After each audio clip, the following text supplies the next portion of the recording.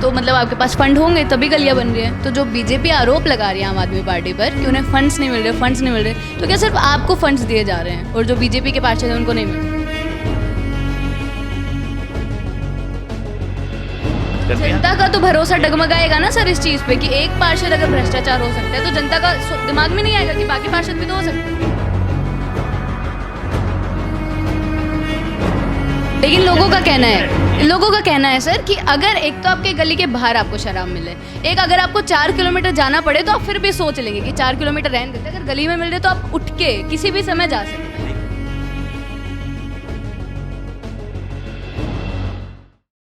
नमस्कार, आप देख रहे हैं नेशनल लाइव और मैं हूं आपके साथ रवीना। तो हम अबुल फजल इनक्लेव में आए थे लोगों से बातचीत करने, लोगों की राय जानने कि क्या उनको लगता है या क्या उनकी समस्याएं हैं। तो अभी हमारे साथ मौजूद हैं अब्दुल वाजिद जी, तो ये जो कि यहाँ के निगम पार्षद हैं आम आदमी पार्टी से।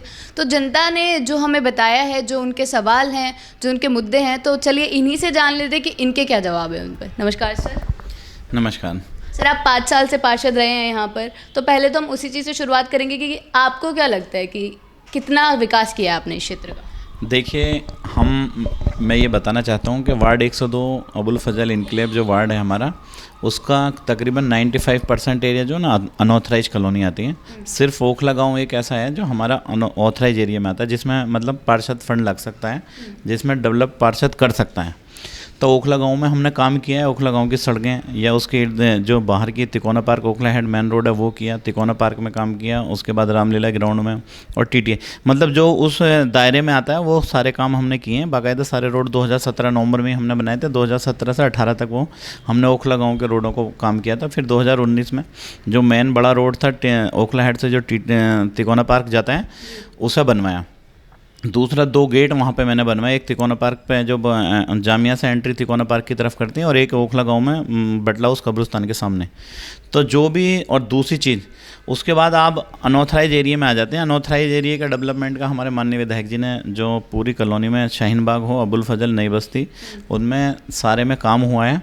सारी गलियां तकरीबन बनी हैं और अभी गलियां बन गई सर, आपने बोला तो मतलब आपके पास फंड होंगे तभी गलियां बन रही हैं। तो जो बीजेपी आरोप लगा रही है आम आदमी पार्टी पर कि उन्हें फंड्स नहीं मिल रहे, तो क्या सिर्फ आपको फंड्स दिए जा रहे हैं और जो बीजेपी के पार्षद हैं उनको नहीं मिल रहे? मैं बता, देखिए मैंने आपको बताया अनऑथराइज कॉलोनियों में जो काम चल रहा है, जो 2017-18 तक फंड आया, ये एमसीडी वाले झूठ का अंबार लगा रहे हैं। अभी आप फाइल निकाल लीजिए, मेयर हैं स्टैंडिंग कमेटी के, 7-7 करोड़ रुपए उन्होंने अपने अपने एरिया में लगाए। जब जो सिटिंग पे था वो अपने एरिया को पैसा खींच के ले जाता, अपने अपने वार्डों में उन्होंने पैसा लगाया। जो मेयर हैं अभी मुकेश सूर्यान, 7 करोड़ रुपए का फंड उन्होंने रिलीज करके अपने वार्ड में लगाया। दूसरे पार्षद हैं उन्हें क्यों नहीं कर रहे? दूसरे पार्षदों के लिए पैसा नहीं है। अपने जो स्टैंडिंग कमेटी के कर्नल ओबराय हैं उन्होंने पैसा लगाया और जितने भी जोन चेयरमैन हैं उन्होंने अपने वार्डों में पैसा लगाया। उन्हें स्पेशल फाइल उनकी पास हो जाती है, लेकिन और पार्षद सफ़र कर रहे हैं। ये कहीं ना कहीं साजिश है और बीजेपी ने पिछले 15 साल के अंदर एमसीडी को भ्रष्टाचार का अड्डा बना दिया है। सर, भ्रष्टाचार की बात कर दी आपने,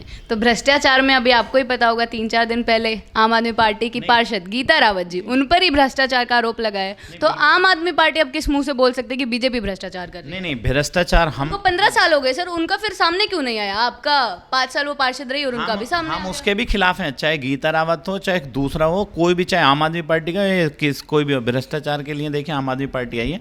भ्रष्टाचार गीता रावत का सामने आया तो आम आदमी पार्टी ने उसे फौरन अपनी पार्टी से निलंबित कर दिया। जनता का तो भरोसा डगमगाएगा ना सर इस चीज पे कि एक पार्षद अगर भ्रष्टाचार हो सकता है तो जनता का दिमाग में नहीं आएगा कि बाकी पार्षद भी तो हो सकते हैं। नहीं, बिल्कुल, ये आपका सवाल बिल्कुल सही है। भ्रष्टाचार में किसी की भी बर्दाश्त नहीं किया जाएगा आम आदमी पार्टी में, चाहे वो कोई भी हो, चाहे विधायक हो, चाहे पार्षद हो। हमारी माननीय मुख्यमंत्री इसमें किसी को भी बर्दाश्त नहीं करेंगे भ्रष्टाचार जो करेगा।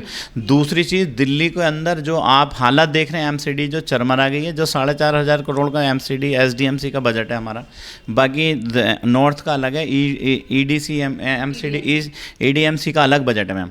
तो मैं आपको ये बताना चाहता हूँ कि आपके चैनल के माध्यम से, दिल्ली के अंदर एमसीडी ने जो लूट खसोट मचा रखी है, ये किसी से भी देखें, किसी से भी ऐसा नहीं है कि आप लोग नहीं जानते हो।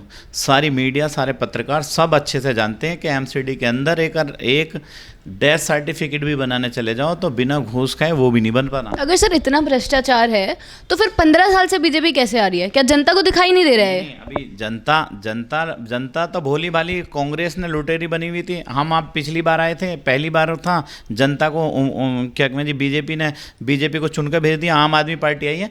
हम आपकी आम आदमी पार्टी पूरी दिल्ली के अंदर अभी एमसीडी में भी अपनी पार्टी। आपको लगता है कि एमसीडी में आएगी आम आदमी पार्टी? बिल्कुल बिल्कुल। 3 कार्यकाल से बीजेपी जीत रही है, तो आपको भरोसा है कि अब की बार आपको मौका दिया जाएगा? बिल्कुल मौका, दिल्ली की जनता तैयार बैठी है। आप पूरे वार्डों का सर्वे करिए आप अपने चैनल के माध्यम से। जा चुके हैं सर, ऑलमोस्ट सभी वार्ड्स हम कवर कर चुके हैं, लोगों से बातचीत कर चुके हैं, उनकी जो समस्याएं हैं वो जान चुके हैं। और ये आप अच्छी तरीके से बता सकते हैं इस चैनल पर। आप अभी यही बता दीजिए कि आम आदमी पार्टी की स्थिति पूरे वार्डों में क्या है। देखिए सर, ये तो कॉन्फिडेंशियल बात होती है। अगर जनता ने हमें भरोसा करके दिखाया तो हम ऐसे उनका भरोसा वो नहीं कर सकते। मैं आपके चैनल पे इसलिए कहना चाह रहा हूँ बड़े दावे के साथ कि आपके पूरी दिल्ली के अंदर तीनों एमसीडी में आम आदमी पार्टी की सरकार आ रही है और पूर्ण बहुत प्रचंड बहुमत से आएगी। जैसे दिल्ली के अंदर सरकार दी है लोगों ने, इसी तरह से एमसीडी में भी हम बनाने जा रहे हैं सरकार। तो सर आपने बोला कि आम आदमी पार्टी से जनता खुश है, लेकिन कुछ एक मुद्दे हैं जिन पर पूरी मतलब ऑलमोस्ट सारी जनता नाराज है। उनका कहना है कि जो हर गली नुक्कड़ पे जो ठेके खोल दिए हैं केजरीवाल जी ने, उन पे क्या कहना चाहेंगे सर? देखिए ठेकों का मैं आपको बताऊं, पहले भी ठेके खुले हुए थे, ऐसा नहीं था कि दिल्ली के अंदर ठेके नहीं थे। हर वार्ड में 3 ठेके नहीं थे सर। मैं अभी बता, मेरा वार्ड है, अगर एक ठेका दिखा दें आप पूरे वार्ड में, अगर एक ठेका दिखा दें। क्यों नहीं है आपके वार्ड में? बाकी वार्ड्स में जब है। मैं बता रहा हूँ ना आपको, पूरे वार्ड में अगर एक ठेका बता, ये झूठ का पुलिंदा चल रहा है। जो जहाँ थे, चाहे वो मॉल में हो, चाहे वो कमर्शियल लैंड, कमर्शियल दुकानें हो, कमर्शियल रोड पे हो, वो वहीं पे ठेके 850 ठेके। उससे पहले ज़्यादा चल रहे थे। देखिए मैं आपको बता रहा हूँ, जो भी, अगर मेरा कहना ये है कि भाई शराब एक आदमी अपने शौक के लिए पीता है, शराब का कोई किसी पे कोई पाबंदी नहीं लगा सकता। नहीं, लेकिन लोगों का कहना है सर कि अगर एक तो आपके गली के बाहर आपको शराब मिले, एक अगर आपको 4 किलोमीटर जाना पड़े तो आप फिर भी सोच लेंगे कि 4 किलोमीटर रहने देते, अगर गली में मिल रहे तो आप उठ के किसी भी समय जा सकते हैं। देखिए मेरा वार्ड नंबर 102 है जी। मैं आपको बिल्कुल इंडिपेंडेंट, आप यहाँ से, मेरा वार्ड शुरू होता है ये रोड नंबर 13 से और जामिया कॉलेज तक जाता।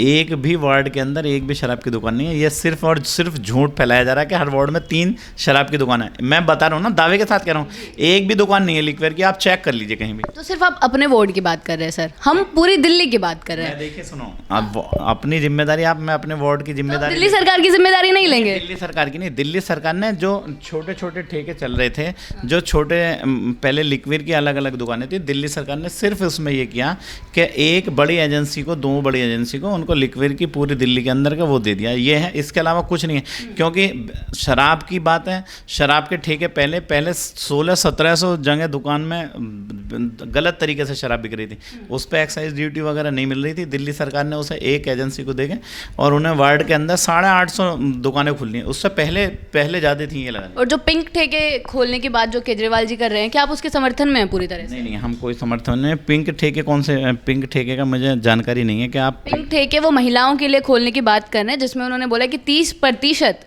कम दामों पर शराब मिलेगी। देखिए ये तो सरकार की, जो भी सरकार की अपनी स्कीम है, उसमें मैं, क्योंकि आपको ये नहीं कह सकता क्योंकि उसकी मुझे जानकारी नहीं है। ना मैं शराब पीता हूँ और ना शराब यहाँ पे मैं लिक्विड का कोई ठेका खुलने दूंगा अपने वार्ड के अंदर। ये तो मेरा है ना, मेरी पार्टी इसके सब। मतलब आप तो कहना यही चाह रहे हैं कि आप अगर पार्टी खोलेगी ठेका तो आप उनको मना कर देंगे? नहीं, पार्टी ने भी हमारी पार्टी नहीं खोली, ये गलत। मैं वही फिर आपको बता रहा हूँ, ये जो बीजेपी वाले हैं ठेके। तो अभी हम मतलब बहुत सारी वीडियोस आपने भी देखी होंगी, बल्कि आपने तो जाके भी देखा होगा, बहुत सारे ठेके ऐसे हैं जहाँ पे एक बोतल पे एक बोतल फ्री, एक पेटी पे एक पेटी फ्री। तो उस पर मैं ठेके की तरफ देखते ही नहीं। जनता से बातचीत करने नहीं जाते क्या सर आप? जनता आपको नहीं बताती है? हमारे यहाँ की है ही नहीं ऐसा। मेरे पूरे वार्ड के अंदर न शराब का। क्या आप दिल्ली को छोड़ के सिर्फ वार्ड पर ध्यान दे रहे हैं? क्या दिल्ली के बारे में आपको? देखिए दिल्ली में हमारे माननीय मुख्यमंत्री जी हैं, हमारे मनीष सिसोदिया जी उप मुख्यमंत्री हैं, जो एक्साइज ड्यूटी उनके अंडर में आती है। क्या कहें जी, जो ठेके लिए आप, हमारी पार्टी के बड़े लीडरशिप हैं, वो इस पर जवाब देगी। मैं अपने वार्ड की बात बता रहा हूँ अपने, मेरे पास आप मेरे वार्ड की हैसियत से हैं। लेकिन सर अगर आप आम आदमी पार्टी के पार्षद हैं तो बातचीत तो हम आम आदमी पार्टी पर भी करेंगे ना। दिल्ली सरकार में ही जब आम आदमी पार्टी, तो बातचीत तो उसकी भी होगी ना। नहीं, दिल्ली सरकार में है। देखिए मैं आपको बताऊँ, मैं सरकार, मेरी एमसीडी है, हम एमसीडी देख रहे हैं, दिल्ली सरकार एमएलए देख रहे हैं, तो एमएलए से बात होनी चाहिए। जो स्कीम पास हुई है कैबिनेट में, वो वहाँ पे बात होनी चाहिए। उसका जवाब मेरे से अच्छा, मेरे से बेहतर जवाब वो दे सकते हैं उसका। आप ये और आपको एक्सप्लेन भी कर सकते हैं कि वो किस कहाँ पे क्या है। और आपको जानकारी तो होनी चाहिए ना सर मुद्दों के मैं, बारे मैं आपको बताना चाह रहा हूँ कि पूरी जानकारी माननीय उप मुख्यमंत्री ने बाकायदे सारे चैनलों के सामने आके एक्सप्लेन की थी कि शराब के ठेकों की डिफाइन क्या क्या किया तो हमने। जनता को सर और इतना पहले- अगर नहीं समझ आया है, अगर जनता ने वो चीज़ नहीं देखी है, तो जनता अगर आपसे जानना चाह रही है तो क्या दिक्कत है सर उसमें? अगर आप अपनी वार्ड की भी बात करें तो अगर आपके वार्ड की मैं जनता अपने भी वार्ड बोलती की- है। मैं अपने वार्ड की जनता को यही कहना चाहता हूँ आपके चैनल के माध्यम से, मेरी जनता, मेरे वार्ड की जनता बिल्कुल सेटिस्फाइड है कि कोई ठेका यहाँ पर नहीं है और वो बहुत खुश हैं। इसमें कोई दो राय नहीं है कि एक भी पूरे वार्ड 102 के अंदर एक भी लिक्विड ठेका नहीं है, ना पहले था और ना अब है और ना होगा। जी, तो आखिरी सवाल हम ये पूछना चाहेंगे आपसे कि अभी क्योंकि रोटेशन होने के बाद महिला प्रत्याशी की सीट हो गई है यहाँ पर और आप अपनी धर्मपत्नी को ही कर रहे हैं टिकट के लिए आधे, तो आपको कॉन्फिडेंस है कि पार्टी आपको ही चुनेगी, आपकी जो धर्मपत्नी है उनको टिकट मिल जाएगा? इतने काम किए हैं आपने इस क्षेत्र में? नहीं, देखिए मैंने जो काम किया मैं